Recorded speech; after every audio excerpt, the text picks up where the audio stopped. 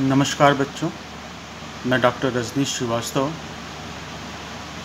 आज आपके साथ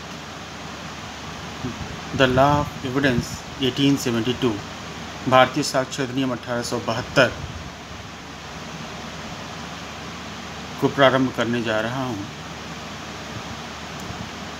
ये 3rd ईयर 5th सेमेस्टर का एक महत्वपूर्ण पेपर है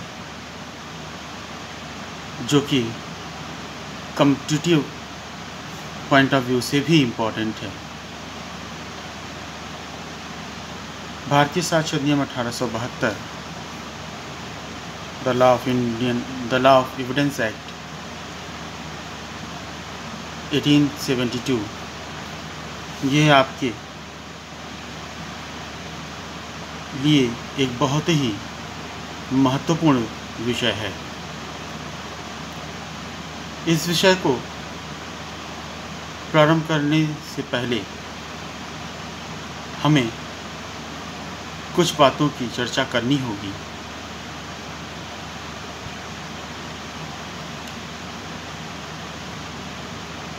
The word evidence is derived from the Latin words evidence or evidere, which means to show clearly or to make clear to the sight।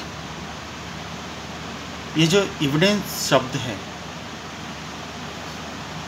ये Latin word से उत्पन्न हुआ है। Latin word evidence और एविडर, जिसका अर्थ होता है स्पष्ट दिखना,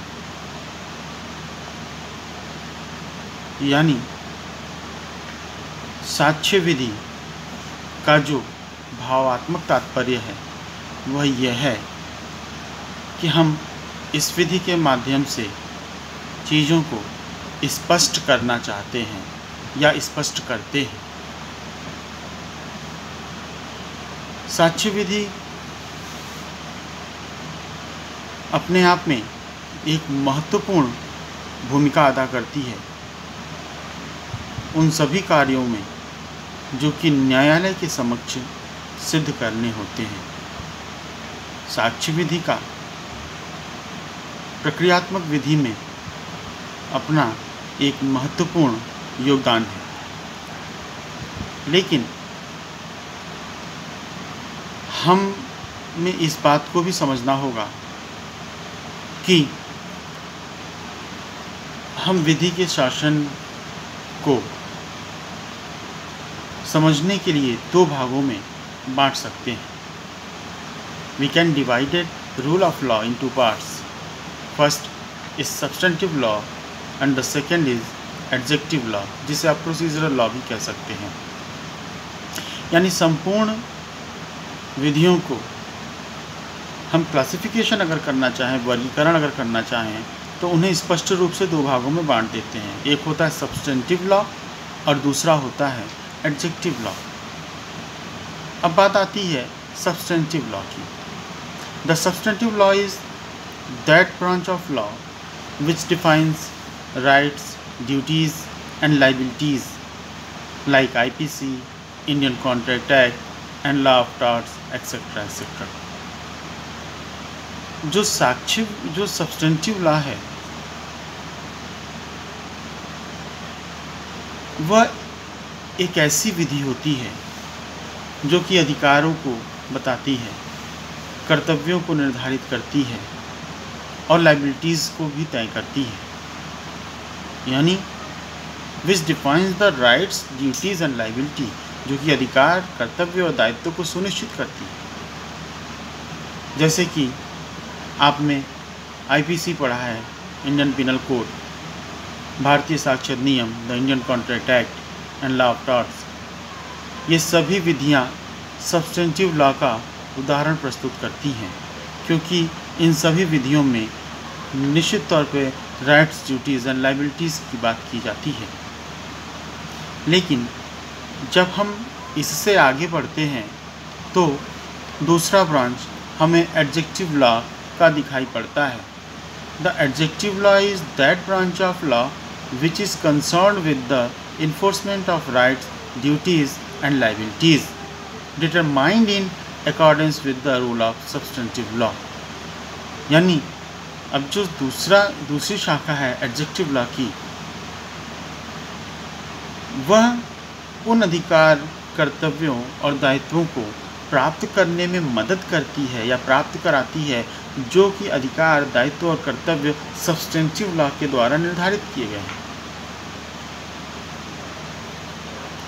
यानी सारभूत विधि ने जिन अधिकारों, कर्तव्यों और दायित्वों को निर्धारित किया, प्रक्रियात्मक विधि उन अधिकारों, कर्तव्यों और दायित्वों को हमें प्रदान कराती है। उन्हें लागू करने में इन प्रक्रियात्मक विधियों का विशेष योगदान होता है। सार्वभौमिक विधियां अगर अधिकार, कर्तव्य और दायित्व को निर्धारित करती हैं, तो प्रक्रियात्मक विधियां उन अधिकार, कर्तव्यों और दायित्वों को प्रदान करने में मदद करती हैं। Rule of pleading, procedure and proof all are the adjective laws. यानी जो हम रूल ऑफ प्लीडिंग पढ़ते हैं, जो हम प्रोसीजरल लॉ पढ़ते हैं, CRPC, CPC and law and proof यानी लॉ ऑफ एविडेंस, ये सारे के सारे एडजेक्टिव लॉ के उदाहरण हैं। ये सारी विधियां उन प्रक्रियाओं को बताती हैं जिन प्रक्रियाओं के माध्यम से हमें अपने अधिकार, कर्तव्य और दायित्वों का प्राप्त करना होता है।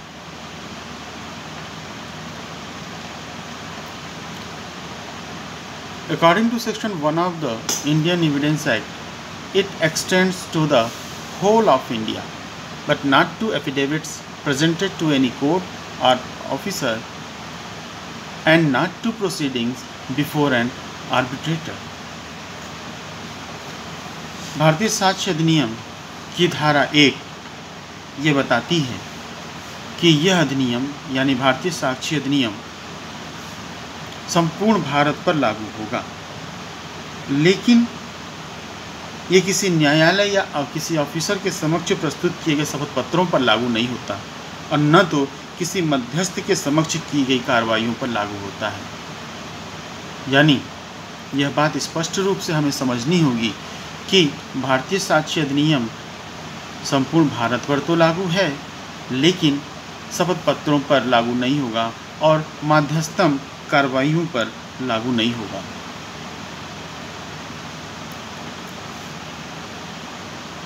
अनुच्छेद 370 के समाप्त होने के पूर्व तक धारा 1 में एक परंतु यह भी था कि इस अधिनियम का विस्तार जम्मू कश्मीर राज्य के सिवाय संपूर्ण भारत पर है, लेकिन अनुच्छेद 370 के समाप्त होने के पश्चात और the Jammu and Kashmir reorganisation act 2019 के पास होने के पश्चात इस एक्ट यानी the Jammu and Kashmir reorganisation act 2019 के शेड्यूल 5 आप देख रहे हैं, द 5th शेड्यूल। इस शेड्यूल में उन लॉज की या उन विधियों को बताया गया है जो कि अप्लीकेबल हैं। Central laws made applicable to the union territory of Jammu and Kashmir and union territory of Ladakh. ये वो लिस्ट है जिसमें उन विधियों को समाहित किया गया है जो कि जम्मू एंड कश्मीर पर लागू होंगे। तो the Jammu and Kashmir reorganisation act 2019 के 5th शेड्यूल के सीरियल नंबर अगर 44 को देखा जाए, ये आप देख रहे हैं 44 को देखा जाए, तो यहाँ पर द इंडियन एविडेंस एक्ट 1872 को रखा गया है।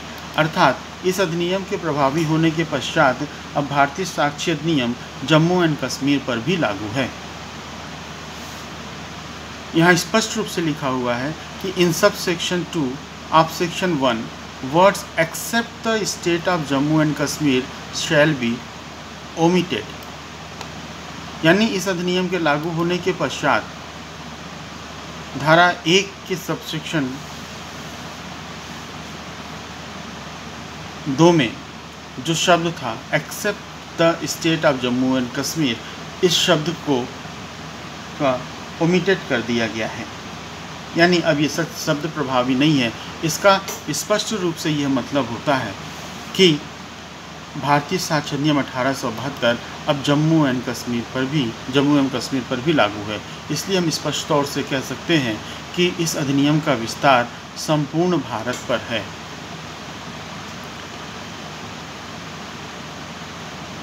यहाँ आप देख रहे हैं, स्पष्ट रूप से आपको इस बात को समझाने का प्रयास किया गया है कि according to 5th schedule serial number 44 of the Jammu and Kashmir Reorganization Act 2019, the Indian Evidence Act 1872 is applicable in Jammu and Kashmir।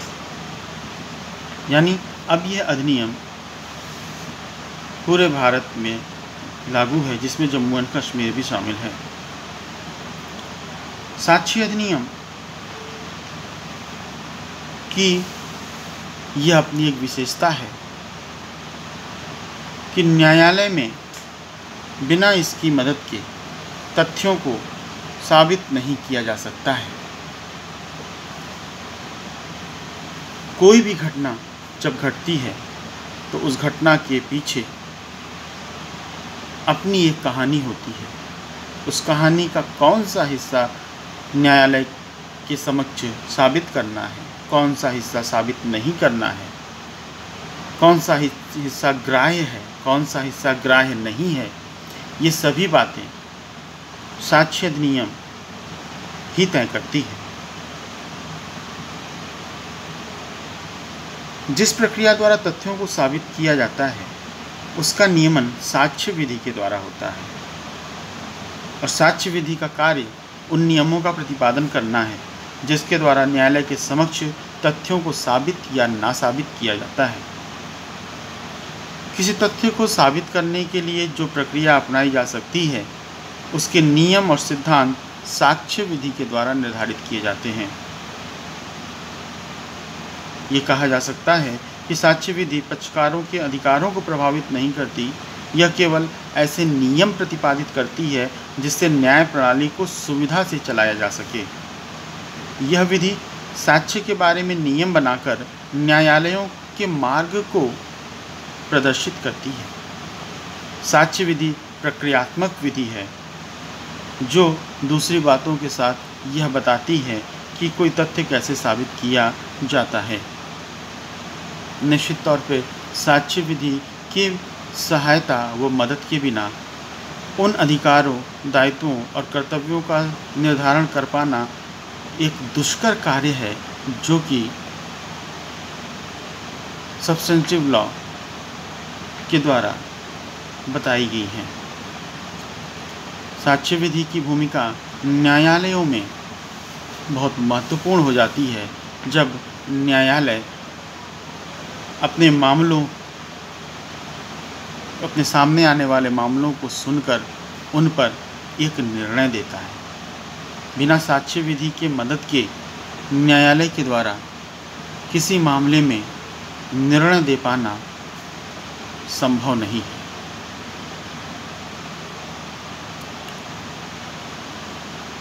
धन्यवाद बच्चों, आज के लिए बस इतना ही। इसके आगे हम अपने अगले वीडियो में क्रमबद्ध तरीके से इस अधिनियम की धाराओं का अध्ययन करेंगे।